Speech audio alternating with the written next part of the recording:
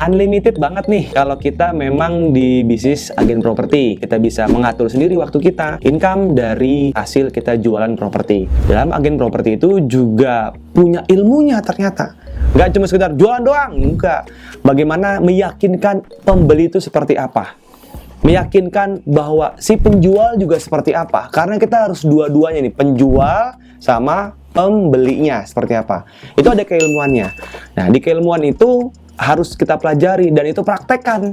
Nggak cuma sekedar teori, karena ketika praktekkan dan itu menjelaskan ke orang lain, kalau dia nggak setuju dengan kita, nah kita pun juga jangan baper. Maksud baper tuh setiap orang tuh punya masanya masing-masing, learning time. Nah, maksudnya apa? Oh, ada yang sama 3 bulan tuh langsung closing. Ada yang 6 bulan closing, ada yang setahun closing. Ya kan, baru closing maksudnya. Ada juga yang 2 tahun baru closing. Nah, bagaimana cara? Kenapa? Karena itu semua tuh ujung-ujungnya energinya, fokusnya kemana? Kalau fokusnya ternyata, Pak, saya sambil kerja, Pak. Saya sambil ya nyambi-nyambi, Pak. Ya sudah, maka nyambi-nyambi juga lah income kita. Yang terjadi saat di lapangan, ketika kita jualan properti, apa sih? Biasanya tuh di ghosting sama calon buyer. Bahkan ada juga yang, oh saya pembeli. Ternyata dia broker juga gitu loh ya. Yang disebut namanya RCTI. Tahu nggak RCTI? Rombongan Calon Tanah Indonesia. Nah, itu banyak terjadi. Sehingga kita harus paham nih cara dan seluk-beluknya dan dia komunikasi seperti apa. Kalau dia benar-benar buyer harus seperti apa. Kalau dia benar-benar agen properti terang-terangan seperti apa. Kita harus paham. Yang pertama adalah tahu dulu nih aset properti yang benar-benar paham di situ pasarannya berapa, luasnya berapa, PBB-nya berapa, lingkungannya gimana. Jangan cuma sekedar hanya jual rumah nih Pak, properti. Itu salah total. Tapi kita harus paham nih, oh luasnya misalkan 1.500 ya tanah tersebut. Pak, di situ potensinya akan dijadikan perumahan atau klaster gitu ya. Akan dijadikan apa lagi? Kos-kosan atau dijadikan apa? Ya kan, gedung, gudang dan seterusnya. Kita harus paham itu.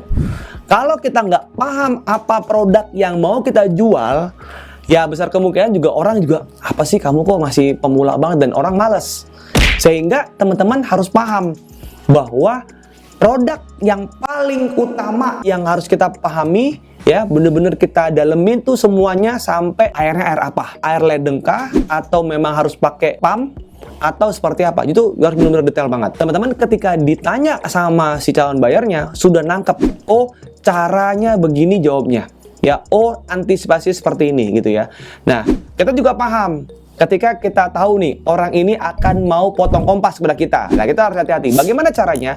Yang pertama adalah kita ini harus mengikuti dulu agen properti ya atau perusahaan ya. Perusahaan ini yang membuat kita bisa terus bertumbuh dan belajar. Bisa di mana aja? Century 21, kemudian Raywet, terus AJ Hawker dan seterusnya. Nah, di situ kita banyak sama senior-senior yang luar biasa. Dia bisa tahu polanya, cara jualannya gimana. Oh, jualannya dengan cara ada yang secondary atau ada yang primary. Di mana secondary itu adalah barang bekas. Kalau primary itu barang-barang yang baru.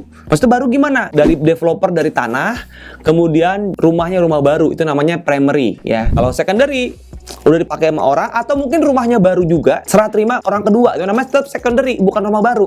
Nah, jadi teman-teman harus paham gitu ya. Terus selanjutnya adalah, Pak, saya mau fokus dua-duanya. Nggak bisa. Harus salah satu.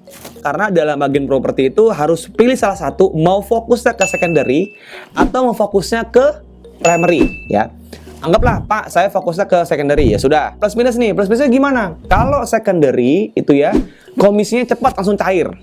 Kalau primary itu komisinya bisa lama, bisa setahun gitu ya, bahkan 18 bulan. Kenapa? Karena menunggu dari uang masuk buyer tersebut. Nah, biasanya dia cicil DP dulu, misalnya 5 juta, 10 juta, dan seterusnya, sampai 20-30% uang masuk, baru si kita agen properti dapetin komisinya, seperti itu. Selanjutnya adalah, supaya kita tidak di ghosting sama si buyer, kita harus buat pertanyaan dulu kepada si calon buyernya. Apa aja pertanyaannya? Yang pertama, Pak, ini buat Bapak atau untuk orang lain? Gitu ya. Yang kedua adalah, Pak, Bapak mau cash atau mau KPR? Yang ketiga, Pak, kapan Bapak mau survei? Oke, nah maka kita akan tanyakan, terus kemudian kita kasih jawaban dan tanggalnya jangan dilambatkan.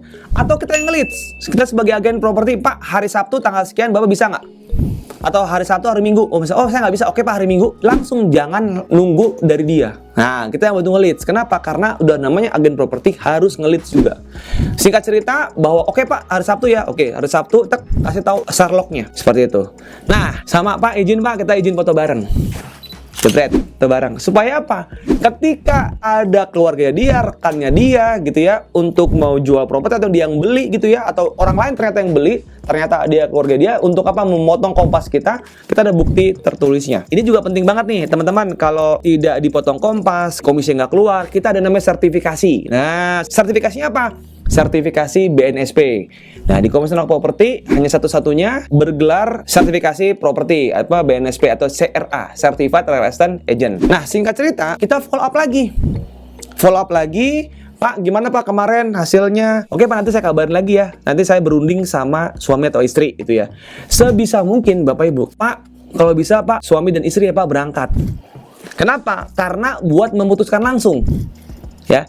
Sebisa mungkin dua-duanya harus ikut. Nah, ketika dua-duanya ikut, ya, cara strategi saya dulu adalah bagaimana cara dia kita kunci suruh DP. Pak, ini hanya satu-satunya. Nah, bagaimana supaya orang tertengah closing? Kita harus menjelaskan.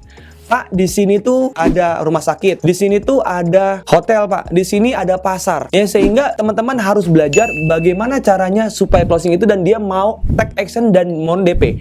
Minimal berapa? DP-nya boleh 5 juta, minimal 2 juta rupiah. Ya, sebisa mungkin dia DP. Nah, ketika DP, akhirnya dia merasa ya sudah, dia akan terkaitan gitu ya. Nah, sudah selesai nih, misalkan udah ketemu sama pemiliknya segala macam, biarkan berpikir, kemudian besoknya WA lagi. Nah, ini banyak terjadi orang yang ketakutan atau takut ganggu, takut nggak enak, takut dan seterusnya. Nah, strategi kedua adalah follow up.